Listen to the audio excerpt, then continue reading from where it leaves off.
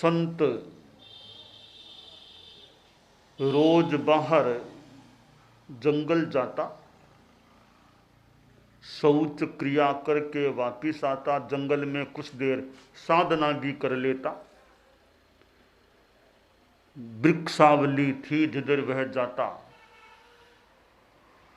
जैसे कल व आज हमारा जो बिहार का पथ रहा है उसमें भी वृक्षावली काफी रही है। मानो कोई जंगल का माहौल, काफी शांत वातावरण, और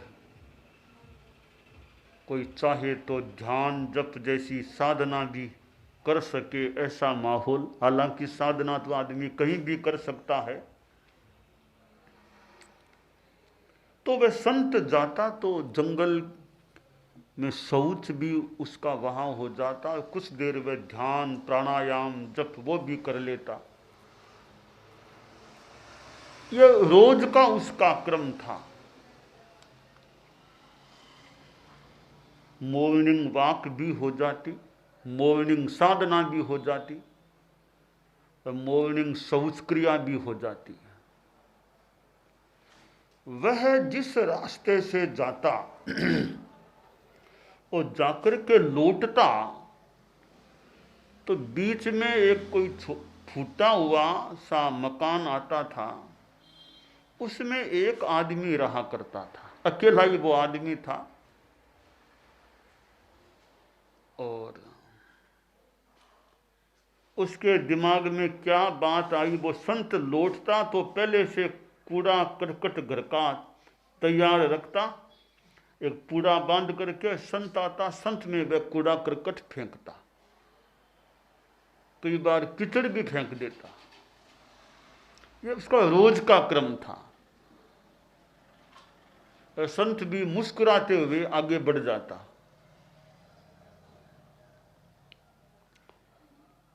कोई 100-125 दिन यूं बीत गए, कूड़ा करकट का वो कूड़ा आता, कीचड़ आता, संत मुस्कुराते हुए आगे बढ़ जाता, अपने स्थान पर जाकर सफाई कर लेता। एक दिन वह संत जब बाहर गया, लौट रहा था, वह घर आया तो वह आदमी आज बाहर नहीं दिखा। रोज तो बाहर आके फेंकता था वो कूड़ा करकट आदि, आज नहीं दिखा।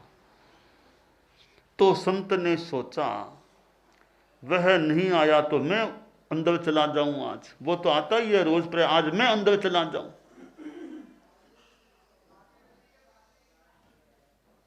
तो संत अंदर चला गया।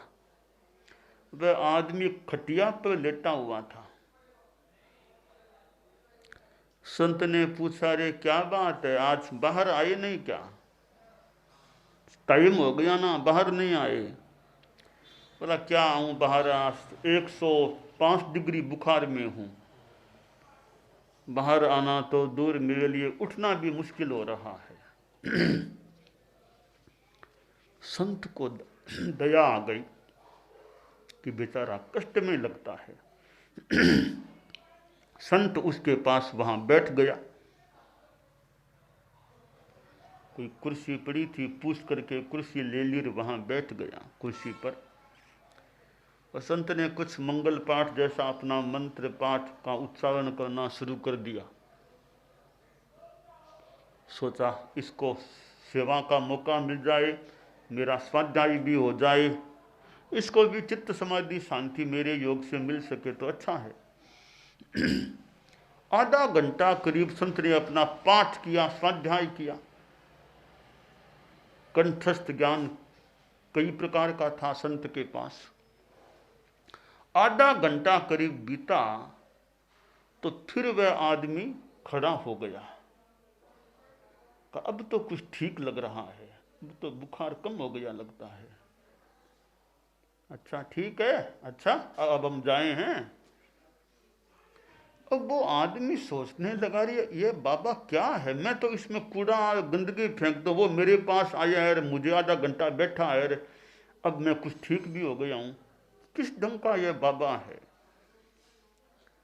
सोचा ये बाबा क्या बहुत दुनिया का एक महान पुरुष है। वह आदमी बोला, बाबा मैं क्षमा करने के लायक हूं क्या आपके? देख लो आप, मैं तो नीच आदमी हूं। अरे इतने दिन हो गए, कई महीने में तो रोज आप में कूड़ा और कीचड़ ऐसा फेंकता था, आपने कभी कुछ मुझे कड़वा बोलना तो दूर, मुस्कान देते रहे आप तो मुझे।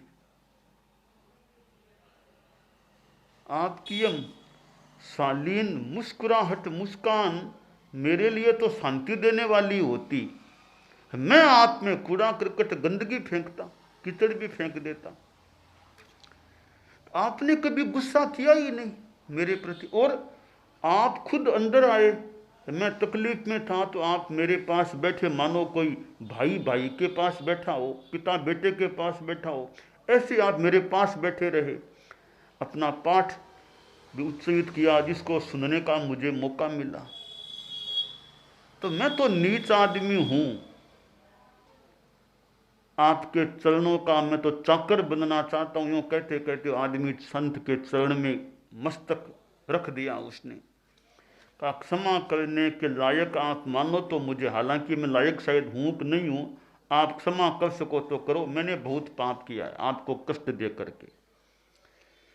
अब संत तो फिर शालीन मुस्कुराहट के गई, कोई बात, कोई बात, खास बात नहीं है। खास बात आपके लिए नहीं, मेरे लिए खास बात है ना, मैं तो कितना पापी हो गया हूं। तो ठीक है, पाप का तो नाश करना ही चाहिए। मेरी ओर से कोई बात नहीं है, मेरे मन में कोई नहीं है तुम्हारे प्रति। नहीं, आपके मन में तो क्या है, आपके मन में तो क्षमा का भाव है, मेरे प्रति भी मैत्री भाव है। आप मुझे कुछ पथ दर्शन तो दो, अब क्या करूं, मैंने पाप तो इतना कर लिया।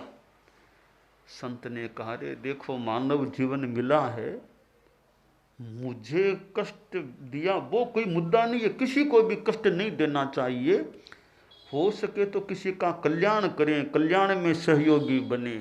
कहा बाबा अतीत में हो गया वो तो हो गया, अब आगे तो कभी ऐसा काम करूंगा नहीं, आप जो बताओ वो सेवा का काम करूं। और बोला आप मुझे चेला बना लो तो फिर वह मेरा तो कल्याण हो जाए। वह संत का चेला बनने को तैयार हो गया और चेला बन भी गया। अब देखिए संत में कैसी समता, कि कूड़ा करकट गंदगी आती तो भी समता, शांति, प्रसन्नता, और उस कष्ट देने वाले के प्रति भी करुणा की भावना, अनुकंपा की भावना।